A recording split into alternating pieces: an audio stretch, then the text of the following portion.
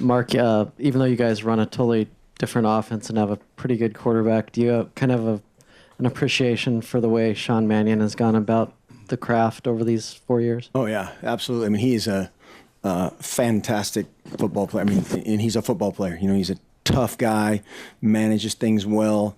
One of the best deep ball throwers I think that's ever been. You know, just great ball placement on deep balls is rare. You know, working with a new total group of receivers, got a bunch of guys that are developing maybe a little bit too fast for our liking, Villeman and those guys, but just an outstanding player. I mean, big arm. But can put touch on it. Does a great job in the screen game and tooling some balls in there and that turn out to be big plays as well. Yeah, Mark, you were a part of course Senior Day festivities at Autzen. It's going to be the same deal over at Reeser. Does that add anything to the home team, or once the game starts, does it just become another game? I think there's an emotional element to it at the beginning, absolutely. And they'll have, you know, if you look at their defense, I mean, they could potentially start 10 seniors, very, very experienced, deep group of guys, prideful guys, obviously Mannion, and then the rest of the group on offense. And yeah, it'll be an emotionally charged beginning, and then the game starts and you know, that wears out. Tyson? Going back to, you know, Mannion putting with a new group of receivers, Marcus has kind of had to do the same thing a little bit this year too, and he's made it look pretty easy. And I know Mannion's kind of had some ups and downs this year. Just how hard is that just to acclimate yourself to a whole brand new group? I mean, a lot of it depends on just how well the chemistry is working in practice and et cetera, right. et cetera. Yeah, I mean, it's just sweat. I mean, you have to go out there and do it. You have to go out there and do the same route against multiple coverages, the same route against multiple coverage with the quarterback having to reset his feet, the same route against multiple coverages and the guy slips, of just to get all just that chemistry between every guy in the rhythm and the timing of a particular one route. That takes a long time, and that's what's been impressive. I don't know, obviously with what they've done, but here with Marcus and leading those guys, Keenan Lowe leading those guys, they did an outstanding job this summer and last spring of getting ready to go, because they knew, we knew we were going to have some opportunities for immediate playing time for some guys, and they took full advantage of it. Coach, Oregon State struggled for much of the Pac-12 season, but they are undefeated against top 10 teams. What does that ASU game tell you about them? Well, they're really good. They are extremely talented, and there's been some games where you flip it on and it's been, like you said, a substantially different. And again, there's so many. You'd be a billionaire if you could answer the question of why people are ready one week and not as much the next week. It also says a lot about our conference and how deep it is. But there's a bunch of games where they look really scary, and we know we're going to get that version, and all the more reason of just worrying about us and our preparation and hey, here's their tendencies and here's their deal, and play toward that. You've played some defensive lines that have been pretty good, Utah, Stanford, Washington. Where does Dylan Wynn stack up along those guys? He's a stud. I mean, just a grinder, unbelievably high motor type guy, powerful. He's got great hands, and just relentless. And, he's a guy that causes a ton of issues, run and pass. He does a great job as a kind of a picker on their games, their stunts. He's just a complete player, really good player. Coach, how do you plan to attack Sean Mannion? You talk about how good he is throwing the deep ball. How do you kind of neutralize his effect? Well, you have to change things up. You have to blitz him. You have to play coverage. You have to change up the coverages, make him move. But yeah, he's such a polished guy, veteran guy. There's not too many things that he hasn't seen. It's just a matter of trying to stay one step ahead of him. Is that an OU sweatshirt? Come on, man. Got it at garage sale. Okay. From here. Surplus sale. That's weird. That's why it was being sold. Jay? Coach, did you go to any Civil Wars as a kid growing up? I did. Yeah, I went to a few. Somebody actually just asked me that same thing on the conference call, and I don't have any memorable stories. So there you go.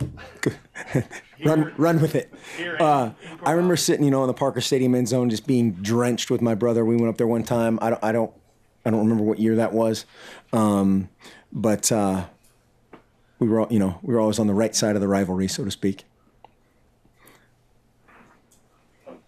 Mike in the back. Mark Horonis rolled up on his cart with like what looked like a little get well thing in the little pouch or whatever. He said that it was your daughter that made that for him. Can you tell me about that? Well, our daughter loves Marcus Mariota, Horonis Grossu, and then she met number nine, Byron Marshall. So, but yeah, Marcus and Horonis have been her favorites for a while, and I was kind of explaining to her what happened, and so she wanted to make him a little card. So I thought that was pretty cool that she did that, and then that he kept it in there she loved that too. Did she deliver it or did you? I delivered it for her. Yep.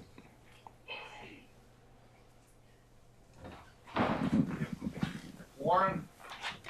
Mark, as you remember, last year's game was right down to the wire here at Autzen. Have you used that, or do you even need to use that this week as the guys prepare? About how that game really came down. Yeah, not so much in that vein, but just of there were so many things before that obviously from our point of view we shoulda, woulda, coulda done to make it different. But they're an outstanding football team. They're well coached, and again, that's where we have to just worry about our deal and not worry about their mentality or anything like that. That's if we catch the punt there in the end of the first half, we manage a couple things a little bit differently. I don't call a silly timeout. Things are a little bit different. A few plays that we could have made here and there, protect a little bit better. Again, they made some great plays in every phase to keep it tight. Jay again. So a couple of the guys downstairs were talking about, Corvallis being hostile and things getting thrown at them when they're walking down toward the field, down the ramp there. Is it as hostile an environment as you guys experience on the road? And as a coach, do you enjoy taking your team into an environment like that? Or, do you dread it? How do you feel about that? I love it. I love those kind of places, and they do a great job. They're very creative, and it's a great atmosphere. Highly competitive atmosphere, and again, it makes you hone in on what your job is that much more. It makes you rally the troops that much more, band together that much more, and take care of your business. What do you mean they're creative?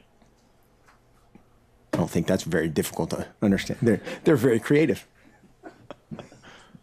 Mark, I know it's still a month or so before Christmas, but is the Jesus Girls and Mariota T-shirt a possible stocking stuffer in your house?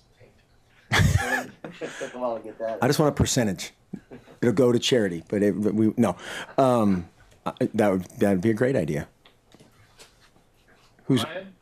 Mark, Scott Frost was saying that this is more about the fans in terms of the rivalry, that you guys are really close with the Beaver staff, or at least as close as you can be.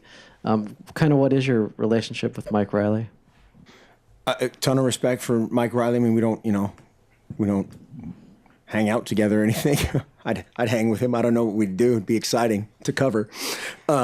But yeah, there's a lot of guys on that staff on many levels that we know, whether it's guys that we've recruited that are on their somewhere on their staff, or Coach Kavanaugh we've all known for a ton of years. Chris Brassfield was here. Obviously there's a bunch of guys that have been there for a long time, kind of like our staff, so a lot of natural crossover. But yeah, when it's game time, it's game time. If Tyner is out this week or beyond, how do you feel about the running back depth without him around? We feel good about it. Obviously you're going with what you got at every spot, and the guys that have been in there, whether it's Royce, Byron, Kenny, had a few more guys obviously get in there last week in a time and score type of situation, but those guys have all done very good things, high level things, and we expect that to continue. Rob, do Do you watch the South Division games Friday, or do you just sort of wait to see how when the dust settles and go from there? When are they? They're all 12:30. Yeah. 12:30, maybe. I don't. We're gonna all get together at Dave Williford's house and watch. It just depends. I'm trying to remember exactly when our schedule is. We bumped it back an hour to get things done, but we'll probably try to carve that out. Warren? Mark, it's Thanksgiving week, and kind of besides the coaching element, but what does Thanksgiving mean to you? And do you enjoy this time of year? And were you growing up one to watch football on Thanksgiving Day? Oh yeah, absolutely. We were talking about that the other day. It's amazing how much that college football has changed. I mean, you could count on your Thanksgiving Day games that were going to happen, then your day after Thanksgiving Day games that were going to happen, then every other rivalry game was that, either that Saturday or the next, however it all timed out. And no, I'm the luckiest guy in the world. Extremely thankful for everything, friends, family, for the guys and the people I get to hang out with every day. Luckiest guy in the world. Tom?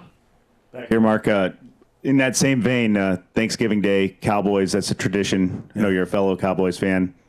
They play the Eagles and Chip. How's that go for you?